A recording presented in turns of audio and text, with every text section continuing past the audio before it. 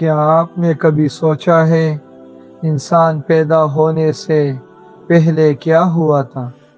جب نہ کوئی شہر تھا، نہ کوئی قوم، نہ کوئی بادشاہ، نہ کوئی تاریخ، تب آسمانوں میں ایک ایسا اعلان ہوا جس نے پوری انسانی تاریخ کا رخ بدل دیا، اور اس اعلان کا ذکر اللہ تعالیٰ نے قرآن میں خود فرمایا ہے۔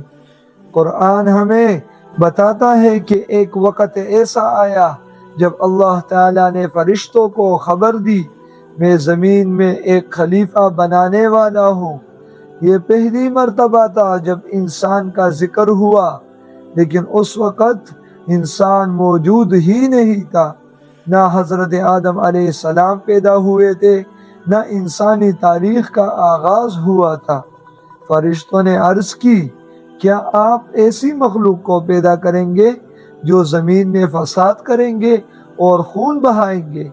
یہاں ایک اہم بات سمجھنا ضروری ہے۔ معارف القرآن کے مطابق یہ سوال اعتراض نہیں تھا۔ فرشتے اللہ کے فرمانبردار مخلوق ہے، ان کا مقصد اللہ کی حکمت کو سمجھنا تھا۔ وہ جاننا چاہتے تھے کہ اس نے مخلوق میں ایسی کیا خاص بات ہوگی۔ اللہ تعالیٰ نے جواب دیا، میں وہ جانتا ہوں جو تم نہیں جانتے۔ یہ ایک چھوٹا سا جواب تھا، لیکن اسی جواب میں پوری انسانی تاریخ چھپی ہوئی تھی۔ اللہ تعالیٰ جانتا تھا کہ اسی مخلوق میں انبیاء آئیں گے، اسی میں صدیقین ہوں گے، اسی میں شہداء ہوں گے، اسی میں اللہ کے فرمانبردار بندے ہوں گے۔ پھر اللہ تعالیٰ نے آدم علیہ السلام کو وہ علم عطا فرمایا جو دوسری مخلوق کو نہیں دیا گیا تھا۔ قرآن کہتا ہے، اور اللہ نے آدم کو تمام نام سکھا دیے۔ معارف القرآن میں اس مقام پر علم کی فضیلت بیان کی گئی ہے، یعنی انسان کی اصل قوت اس کی طاقت نہیں، اس کا مال نہیں، اس کی حکومت نہیں، بلکہ اس کا علم ہے۔ جب فرشتوں سے پوچھا گیا تو انہوں نے عرض کی، ہمیں صرف اتنا ہی علم ہے جتنا آپ نے ہمیں سکھایا۔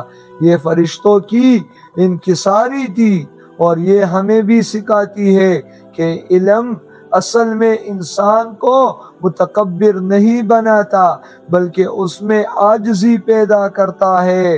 انسانی کہانی مٹی سے شروع نہیں ہوئی، انسانی کہانی ایک اعلان سے شروع ہوئی ہے، ایک ایسا اعلان جس میں انسانیت کی ذمہ داری بھی تھی اور اس کا مقام بھی۔